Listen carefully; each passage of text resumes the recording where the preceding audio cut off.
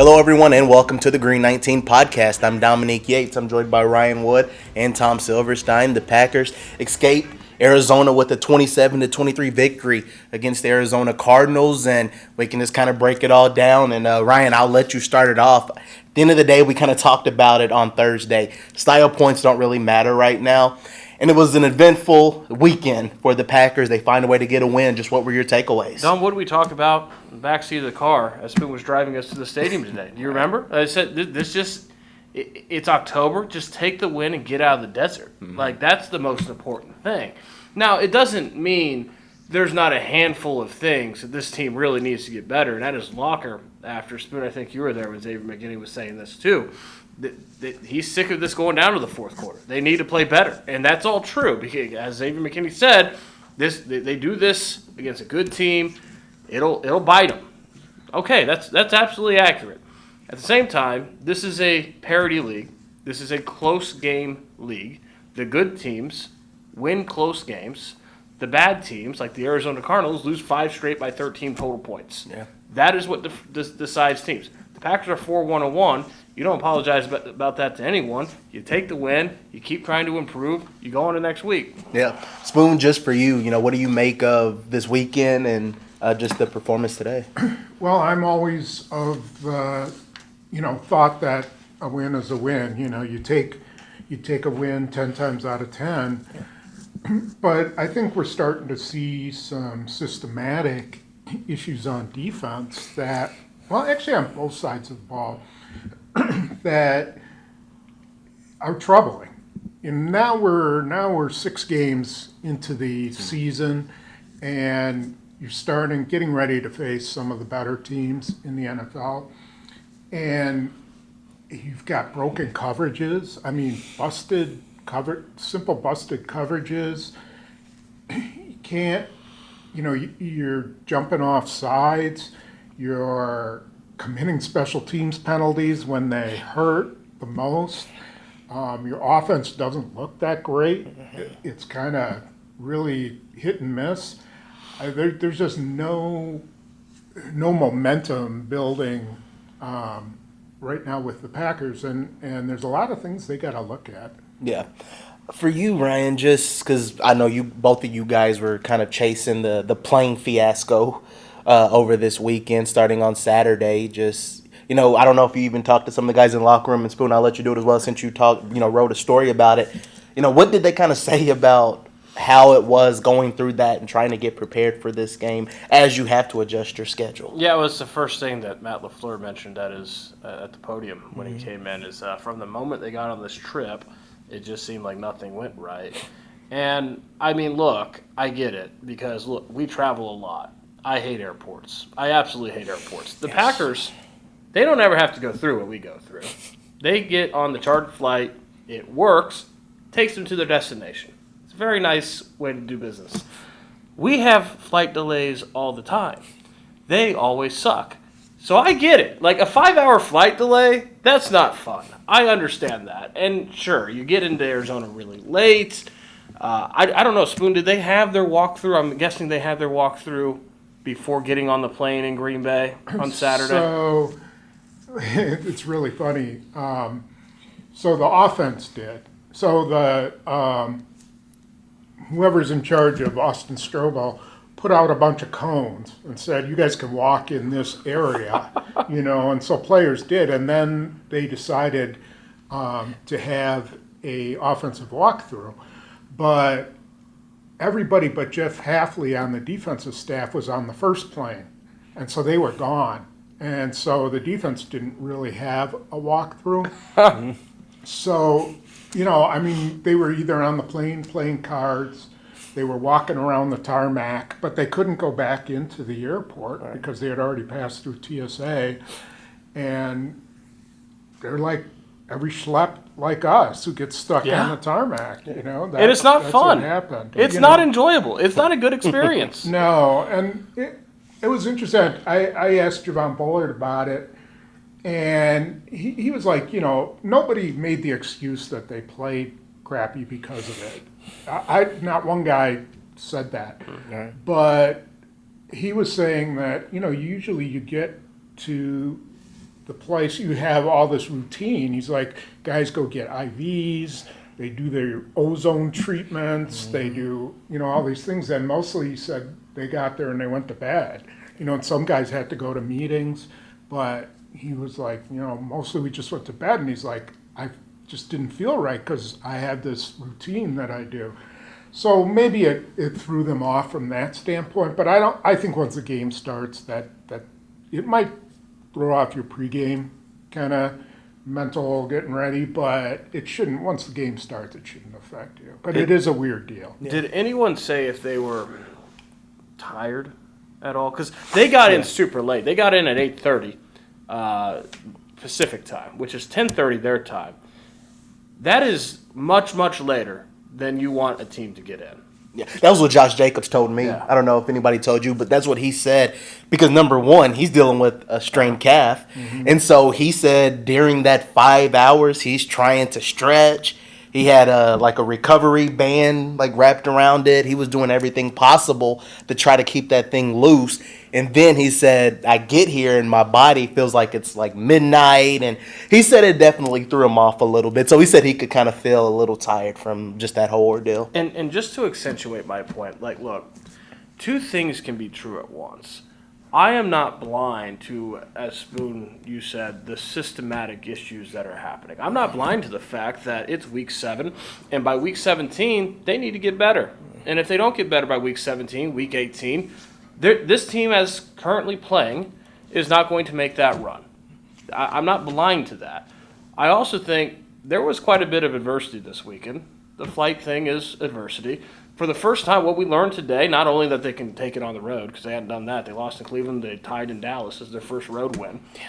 But they can actually play catch-up. They haven't had to do that all year. Their first 5 games, every single one of those games, they get out to a double-digit lead before allowing a single point. They don't have their first lead today until inside the 2-minute warning of the fourth quarter. Good teams figure out, and we've talked about this all season, good teams figure out ways to win. With this Packers team specifically, a lot of times, I remember our conversation after Cleveland, we talk about they need to figure out ways to win on days they don't have it. Well, for whatever reason, they didn't have their A game today. They still figured out a way to win with a lot of things, a lot of adversity going against them. You take that, I think, as a successful week. You keep going, and they do need to get better. Yeah, I think we can stick with the offense for a little bit, and then I do want to talk about defense. The one thing about that is they haven't had their A game for 3 straight weeks now. Yeah, sure. That's the issue. If it were one game, that would be one thing. But they played the same way the last 3 weeks. I don't, maybe other than Dallas, the offense has been pretty stuck in the mud. They showed a little bit of life last week against Cincinnati, but I don't think the offense is playing well at all, and the defense has just been, I don't know what's wrong with them. If they don't have Micah Parsons, they lose this game. Yeah. And if Jonathan Gannon doesn't go for it on 4th and 1, they probably, maybe lose the game. That was handed to them. The fact, they had to make the stop, no question about it, but he should have just punted. The way the Packers offense was playing, I would have punted and pinned them down right here. Yeah, absolutely. To your point, they haven't had their A game for 3 straight games now. They haven't lost any of them either.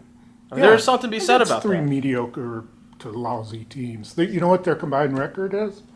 8-12-1. The Cowboys stomped the Commanders today in Dallas in Jerry's world. The Bengals on Thursday beat the Steelers, beat Aaron Rodgers. That's this league. Especially, there's no dominant team right now. This league is full of parity. You have to figure out a way to win. So I agree. They haven't had their A game the last 3 weeks. They need to find that. That needs to happen. But they also haven't lost the last 3 weeks. And at this time of the season especially, you need to keep stockpiling wins. Being 4-1-1 is a pretty good place to be. Yeah, it's not bad, but it's not going anywhere if they don't find a way to start playing better. It'll be interesting to see, how things look as they take that, if they will take that next step more than anything. And when I did watch this offense in this game, it was really fascinating to watch the way the Cardinals defended throughout it. They brought their safeties up, and they dared the Packers to try to go deep. But there just wasn't a lot of that. There were times I would just say, man, just get Matthew Golden in one of those routes and go. I think about the fourth down play with Dobbs. They overthrew it a little bit. I was watching. I was like, hey, if Matthew Golden was there with that speed, maybe it would have worked. But they were able to get Josh Jacobs going, even though it was limited snaps because of the calf. He was really the answer late in the 2-minute drive and beyond. As far as just the offense, you talked about it being out of sync. What do you kind of see work that has worked throughout this game, or where they were able to once again score 27 points, which is funny, all their wins have been scoring 27 points. Yeah, I mean, I kind of like to focus on what they couldn't do, which is, so if a team starts throwing all kinds of different looks at you, which Arizona did. I mean, it seemed like they had a really good game plan. They were they're moving those safeties all over the place. They were pressing. They were not pressing. They're playing off. When you face a team that's doing all that stuff, you got to be able to just run the ball. Line up and win at the line of scrimmage. And I don't know. Sometimes I think LaFleur gets caught up in this is what they're giving us. This is what we're going to take, instead of we're going to just take this. We have one of the best running backs in the league. We have a offensive line that should be able to create some yardage. Let's do that and establish our offense that way. And instead, I tend to think that they just want to take what the defense gives them, and the defense is giving them that for a reason. Yeah. Because they think, okay, we'd rather give that up than whatever we're taking away. So I don't know. I think there's some philosophical things that, they really got to get back to running the ball. Yeah. Well, I think the calf injury was a major pain today. And I think that the Arizona Cardinals are no dummies. And they knew that Josh Jacobs was on a pitch count and that he was limited. You can tell by the fact that they were basically playing even Emmanuel Wilson and Josh Jacobs that they weren't going to have their star running back to the capacity that they usually do. Yeah. Dom, you were in on Josh Jacobs in the locker room. Apparently he said he went up to the coaching staff and he said, hey, I know my body put me in at the end of the game. Yeah, it was definitely, he said it got a little testy on the sideline because he said going into the game, they told him he would get around 20 to 25 plays. And he said, man, I feel good. He's like, I've been in the situation before. It was ironic because McManus talked about how he played through a quad injury in the past. He brought up a situation when he was with the Raiders. He had a strained calf on Friday. They were playing Seattle on Sunday. He had the best game of his career with 304 yards. So he said, I've been through this before. He said, I will tell you if I'm hurting, if I can't go. He said, but just give me a chance. So they told him he would have around 20 to 25 plays. He said, but late in the game, he said there was no question that he was going to be there, especially during that 2-minute drive and beyond. Yeah, what do you have at halftime? 6 carries? Yeah, it was only about 6 carries, maybe. Yeah. 5 or 6. And he finished with 13 and 1 reception. Yeah, and he looked really strong at the end. Yeah. I mean, he gets them into the end zone, basically, on those couple of runs. So, yeah, I mean, they have other backs. They can still move the ball. They should still be able to move the ball on the ground. That's what they're predicated on. At least, LaFleur claims that. So, I don't know. They have to figure that out, too. I get why the Packers wanted to be cautious with of course. Josh Jacobs' calf injury. You just look around the landscape of sports, not just the NFL. Guy's got a calf strain right now. Boy, that's a scary injury to have. I mean, if you overuse someone that's playing through a calf injury, you're asking for potential problems. So this was not going to be a week where the Packers would just unleash Josh Jacobs and, hey, you go do what you usually do. He still found a way to have a pretty big impact on the game. And I agree. I mean, when he did have the ball, he looked good. But that doesn't mean that you don't need to be very careful with a calf strain either. Right. I think offensively, they need to figure out what's the pecking order in targets. Who should they be throwing to? Matthew Golden gets 3 targets in the first drive. One of them converts a 4th down. He has won the rest of the game. He catches all 4 of his targets. Yeah. Finally, Tucker Kraft had 10 targets. That's a good sign. Josh Jacobs, second most Romeo Dobbs, second most targets with 8.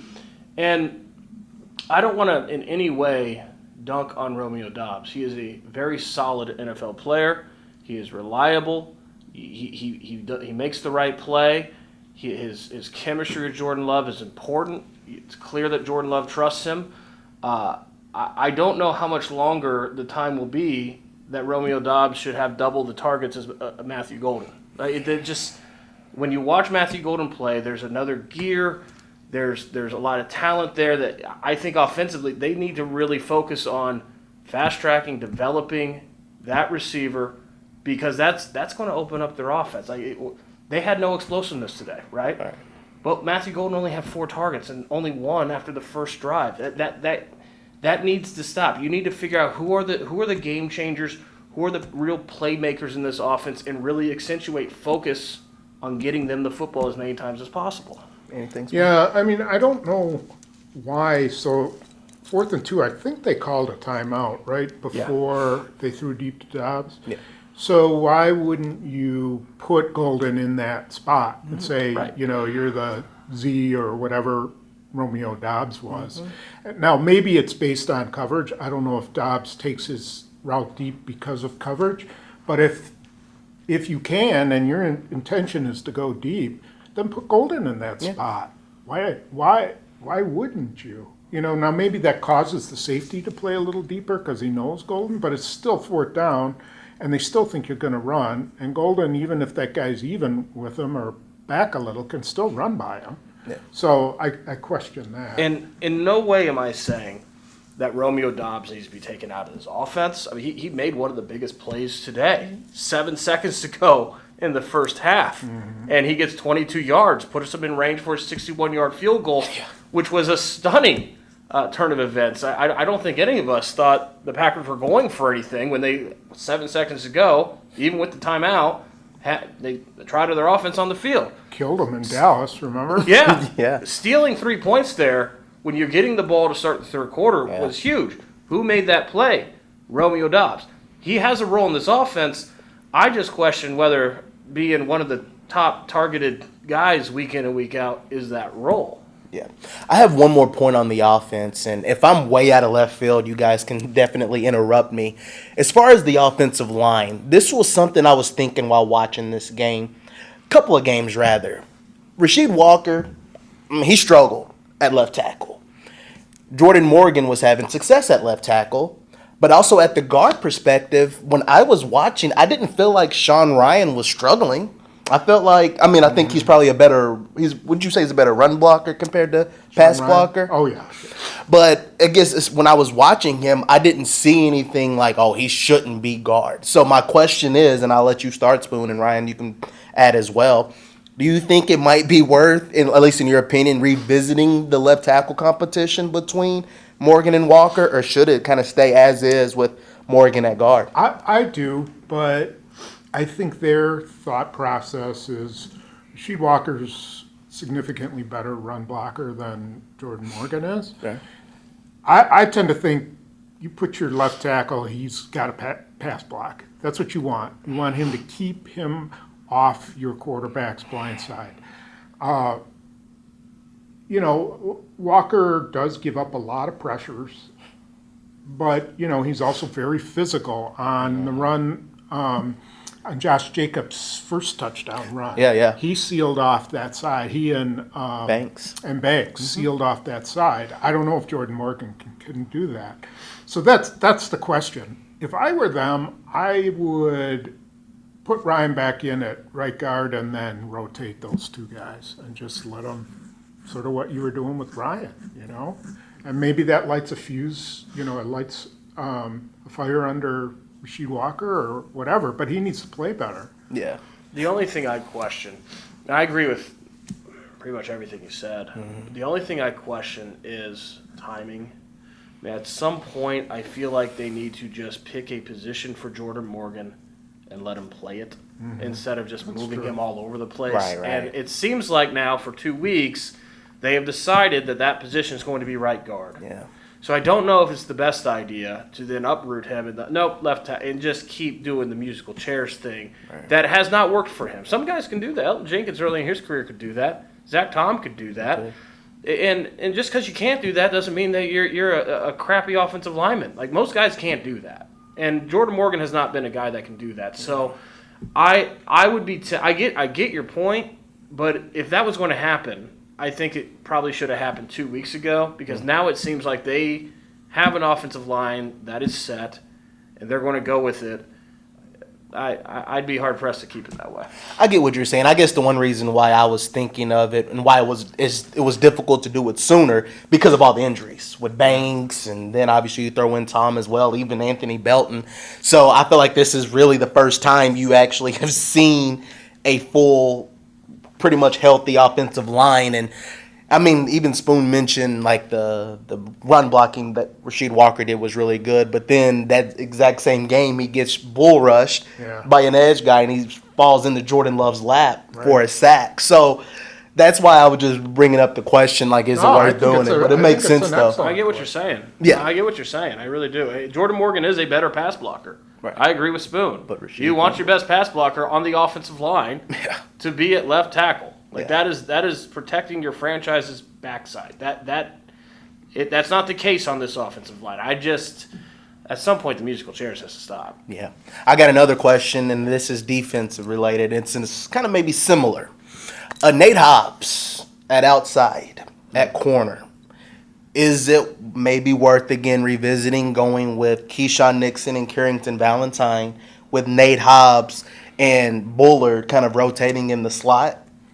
Yeah, so I kind of addressed that in my story for tomorrow. Mm-hmm. Lots of people, scouts, people from the Raiders, they didn't think Nate Hobbs could play outside, that he was a nickel corner, slot corner, physical, a lot like Bullard. And I think he's proving that he can't. Right. He just can't do it. He's not fast enough. He's physical. He bumps guys at the line of scrimmage, but even Marvin Harrison kind of pushed him around a little bit today.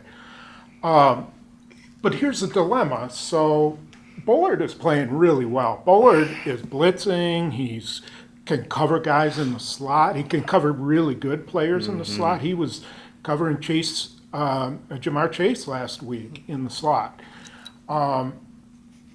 I don't know that you want to take him out of that position. The only thing I could think of is you could take Evan Williams out, who struggled today, had a really bad game, and by his own admission, had some brain farts, and put Bullard in at safety in some instances and put Hobbs in. But, maybe you have to sort of do it based on matchups. I just don't like the idea of taking Bullard off the field.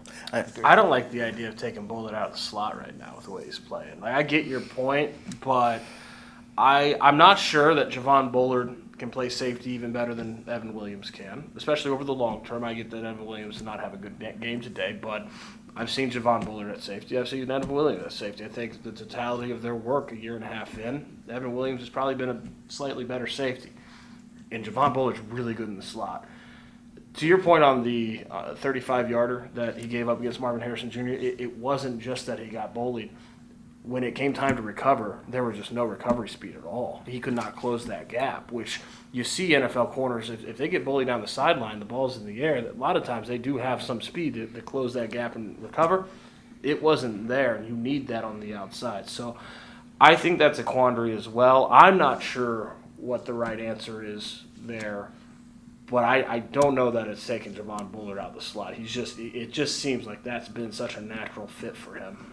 It is tricky though, because, and you even mentioned Evan, and we talked about it on your blog, he could probably have at least 3 interceptions throughout this season, and I don't know what it is. Is he just not quick enough to get to those spots? He just doesn't have the 4 or 5 speed to get there, and he helps in a lot of other areas.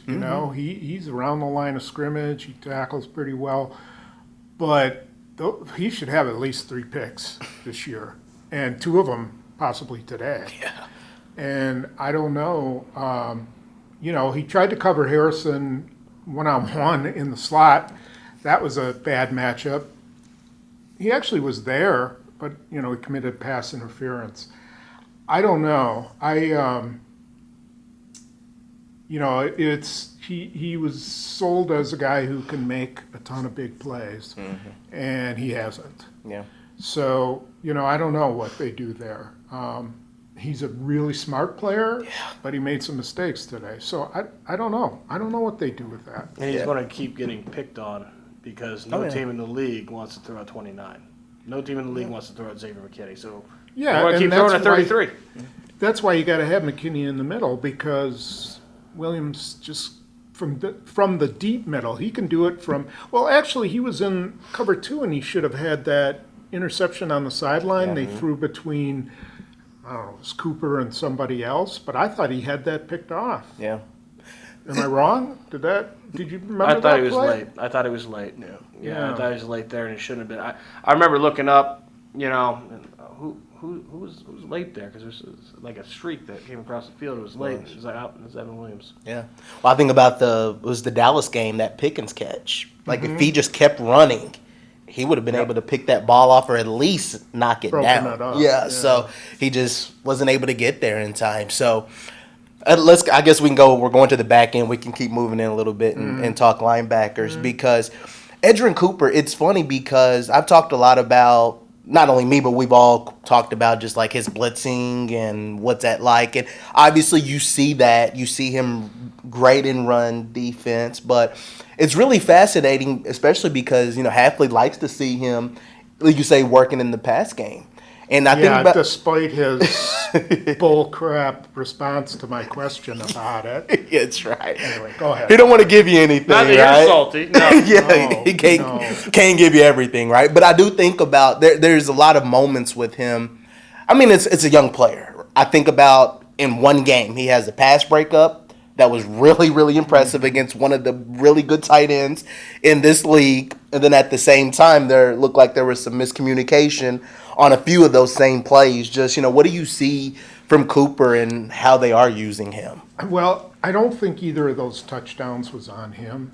Definitely the McBride in the corner, I think was on Keyshawn Nixon. I think they were in thirds, and that's his the Cardinals ran a really nice route right in front of him to make him think, okay, do I take this guy or do I watch the corner? And Cooper's job is to make sure McBride doesn't catch it underneath and then run in. On the other one, Evan Williams said there was a miscommunication. They should have made a check, or they did make a check, and Cooper didn't get it. Otherwise, he would follow McBride across the field a little more, but more than anything, they needed a guy to drop. The Cardinals ran verticals into the end zone, clearing everybody out. Well, one of those persons should have stayed low. I mean, he said a call should have been made, so that person stayed low. So I thought Cooper played a great game. I thought when he was in man coverage with McBride couldn't get open. Mm-hmm. He killed him in zone coverages when he sat down and in those two plays. Otherwise, I think Cooper is really good. And you saw Quay Walker had a hell of a game rushing the passer. Now you get why he's blitzing him a lot. He did. So do you have anything on the linebackers, or do you just want to jump straight to Micah Parsons? The Arizona Cardinals missed a memo that you don't block Micah Parsons alone, one-on-one, over and over again for 4 quarters. I get the Arizona Cardinals have a pair of first-round left and right tackles in Paris Johnson Jr. and Jonah Williams, a pair of top half of the first-round tackles. Doesn't matter. I was shocked. You don't do it. I was shocked. He was shocked. Micah Parsons said this is the first hat trick of his career, which is also shocking. Xavier McKinney said, he's like, Micah Parsons told him after the game, that's the first time I had 3 sacks. He's like, what? Yeah. I thought you already did that already. Got the T-shirt and everything. No, first time. Micah Parsons, it's his 16th multi-sack game of his career. 3 times before today, he had 2.5 sacks. He's never had 3 sacks. And after the game, after reaching this milestone for the first time, Micah Parsons said, I don't think it's the best pass rushing game of my career. I think they just gave me opportunities that they give other guys in the league. Because nobody blocks Micah Parsons that way. And if you do, this is what happens. He will have 3 sacks on you. So I don't know what that coaching staff was thinking. They missed the memo. If you do that to Micah Parsons, he will wreck a game. I was surprised, especially after the first sack. There wasn't like they did a couple chips, but other than that, they were still taking it one-on-one. I asked Micah Parsons after the game, like, at what point did you realize that they were doing something funky? Like they were just going to block you one-on-one. He's like, after the first sack, they didn't change. Yeah. Like you think of was odd. You think of the opener this year, right, against the Lions. The Lions start out blocking Micah Parsons alone with Penei Sewell, and then he beats them because that's what he does. And they changed. They started chipping and sliding and doing those things. After that first sack, where he bullies Paris Johnson on 3rd and goal and forces a field goal, Micah Parsons think, okay, no, that's going to go like every other week, and it doesn't. At no point do they say, oh, wow, he's really good. You should. He had 10 pressures today. He had 5 quarterback hits. He was a drop hip tackle away from having 4 sacks for the first. Like, he wrecked this game. And the Arizona Cardinals just watched it. Like, I get Matt LaFleur, who I think had a pretty solid game today. I mean, he made the right choice at the end to go for the win. Mm-hmm. He made a brilliant decision before halftime to try to get in the field goal range. 2 huge, huge decisions that worked out well. I get that Matt LaFleur takes flack. Every head coach in the league takes flack. But how can you, as a coaching staff, sit back and just watch Micah Parsons do that and never change it up? Just be like, we'll just keep blocking one-on-one. I don't understand that. Very, very interesting. Spoon, anything on that, just the pass rush as a whole and how guys were kind of disrupting up front? I think you see that when the Packers get teams in passing downs, their pass rush is pretty good. You know, when they can just focus on it. Like, I thought that whole drive, their guys were causing problems, all the up and down the line. The ironic part, and I can't remember if it was the 3rd and 11 or the final 4th and 11, is the Cardinals left Trey McBride in to help. I'm like, of all the people you're going to leave in to block, why would you leave Trey McBride in to block? So I don't know. It was. I don't know. It was baffling to me that you would try to block a guy with one, or try to block Micah Parsons with one guy. Yeah. You can't. No, not at all. Now, as we can wrap things up and talk, hit on special teams very quickly. You kind of mentioned really the main thing from special teams was the 61-yard kick from Lucas Haversick. But even through the first, I guess maybe 3.5 quarters, I thought the special teams as a whole played pretty well. But again, in those fourth quarter, it's like that's when the penalties get there. Like that's like if you're gonna have penalties, do it in the first quarter. Yeah. Do it in the first half. Don't do it late in the game when the Cardinals are trying to drive. So that's really just my big takeaways. And I think that's why Bisaccia had Haversick kick the ball into the end zone on Arizona's last drive. Yeah. Give him the ball at the 35, but he's probably like, well, it's better than them taking out 30 plus another 15-yard penalty or something like that. So. Which happened after a touchdown. Like right after a touchdown ties the game, boom, they're already in field goal range the way that field goals go now. Yeah. Yeah, I think it was the Aaron Mosby face mask maybe that was there. Exactly. So. It's mind-boggling because they did play really good special teams up till then. Yeah. People on the blog were asking me about Haversick. So what do they do with Haversick now? You know, is it a possible replacement for McManus? I'm like, well, McManus has, how many years has he been in the league? 11. Yeah, 11. 10 or 11. 11 years. He has 11-year track record. Haversick has an 11-game track record. He looks really good. He does. He's got a super strong leg. 61. Yeah. That was impressive. Yeah. Everything he kicks is sky high. Mm-hmm. But what are you going to do? I mean, Brandon McManus was near perfect last year. He was near perfect in training camp. I don't think you can do anything. The only thing you could do is keep him on the roster as long as you can and maybe try to trade him. Yeah. Especially, I mean, that is really comical. I guess that's what recency bias. Because like you said, I mean, McManus just kicked in a Super Bowl. Like, at the end of the day, he is a veteran guy. He missed, maybe 1-2 kicks all of last season. He saved the kicking unit as a whole when they couldn't figure out. Right. He had 2 game-winning Isn't it kicks. funny?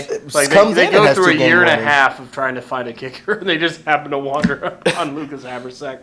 I don't think the answer is releasing him. Like, you need to keep him. Keep him even around. if it's funky to have 2 kickers, like, you keep him as long as you can, as Spoon said. None of the issues on the field goal kicking this year, the extra point, they haven't been Brandon McManus' fault.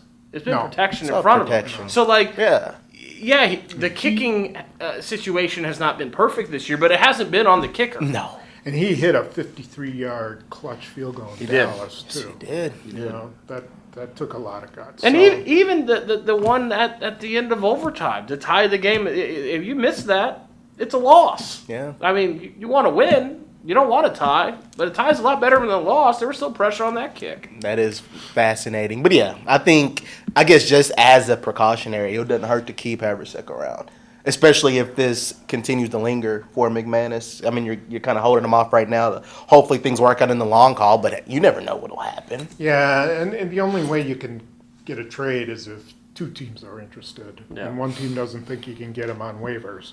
So they trade for him. Yeah. So I don't know if there's 2 teams that need kickers right now. The benefit for now of keeping Habersack on the roster, if you don't need the roster spot, they don't need the roster spot. Not right now. No. The benefit is, and I don't expect this to happen based on everything I've seen from Brandon McManus since he got to town 1 year ago, right? It was week 7 of last year, 1 year ago. I don't expect this to happen, but if for whatever reason, kicking is a fickle business. If it goes south, you have another guy that you feel you pretty good about. That's the benefit there. If you don't need the roster spot, keep him. Yeah, might as well. So, guys, we're going to leave Arizona. The Packers come away with a win. And up next, I don't know if you know, but the Packers are heading to Pittsburgh. Aaron Rodgers plays quarterback for the Steelers, right? So we will talk more about that in the coming days. Oh, yeah, we will. We can leave Arizona and just leave it talking about this game. But I bet you he doesn't leave Micah Parsons blocked with one guy. I can guarantee you that. Micah Parsons was talking about it in the locker room before he even left and got on the plane. He was Aaron Rodgers is coming up. The jersey swap story was fascinating too. It was. We can dive into that, maybe on a Thursday when we'll do the other podcast to preview the Packers and Steelers. Can I ask a question? Do it. This might be a better question for midweek, but we're going to be talking about Aaron Rodgers midweek, so it's just in my head right now. Let's preface it by saying that injuries are part of the business. It's part of the game, period. No matter who you don't have, it's your job to figure it out. And hey, the Packers did today, right? It didn't look great. They figured it out. They won.